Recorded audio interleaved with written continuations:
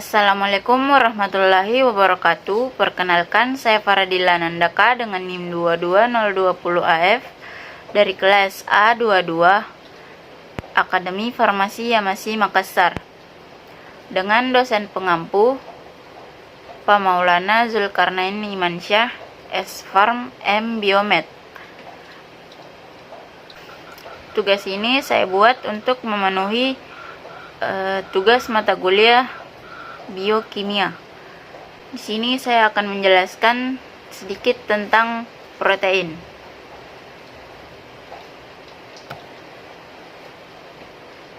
Yang akan dibahas di sini yaitu pengertian, struktur asam amino protein, klasifikasi asam amino protein, fungsi, manfaat protein dan asam amino dalam bidang farmasi, kemudian macam-macam asam amino, kemudian sumber-sumber protein. Yang pertama, pengertian. Protein adalah senyawa-senyawa organik kompleks berbobot molekul tinggi yang merupakan polimer dari monomer-monomer asam amino yang dihubungkan satu sama lain dengan ikatan peptida.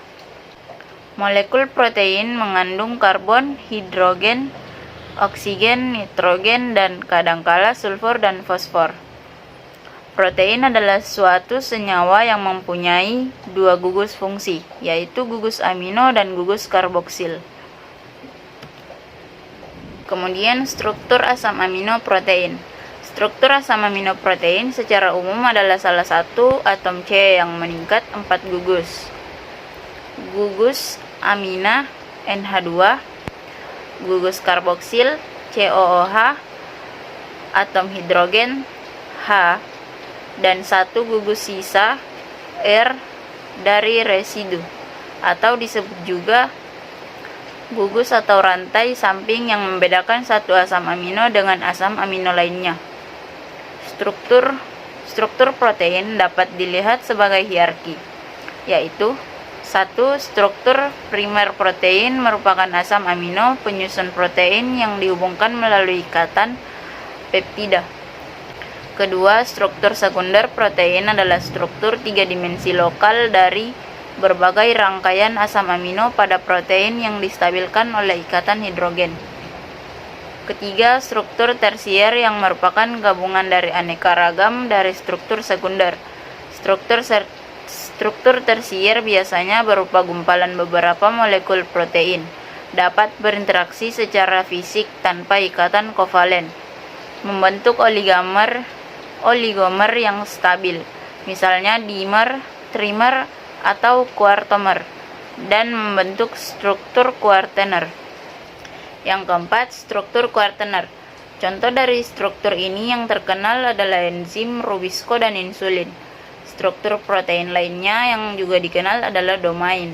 Struktur ini terdiri dari 40-350 asam amino.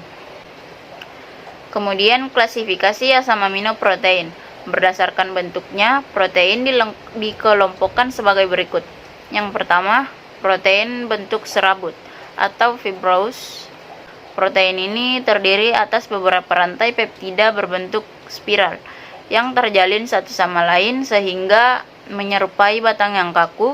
Karakteristik protein bentuk serabut adalah rendahnya daya larut, mempunyai kekuatan mekanis yang tinggi untuk tahan terhadap enzim pencernaan.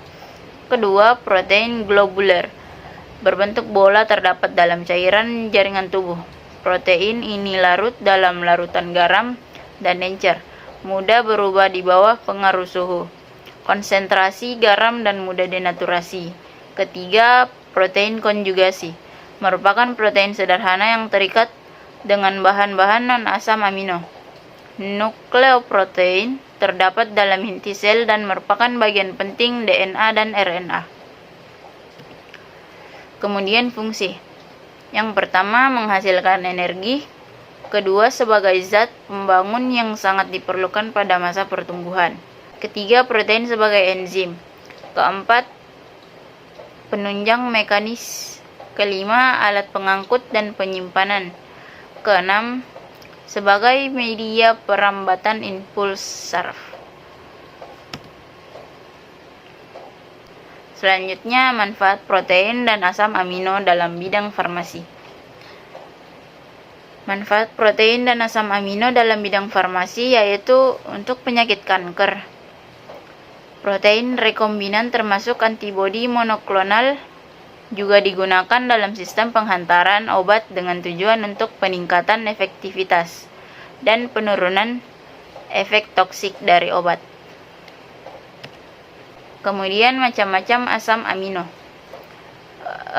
Ada histidin, isoleusin, arginin, leusin, trionin, triptofan, lisin, valin, fenilalanin, dan metionin.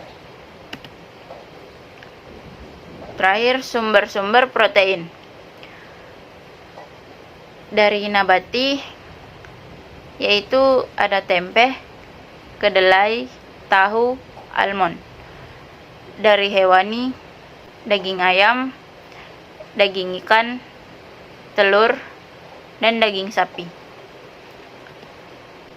Sekian dari materi yang saya bahas. Assalamualaikum warahmatullahi wabarakatuh.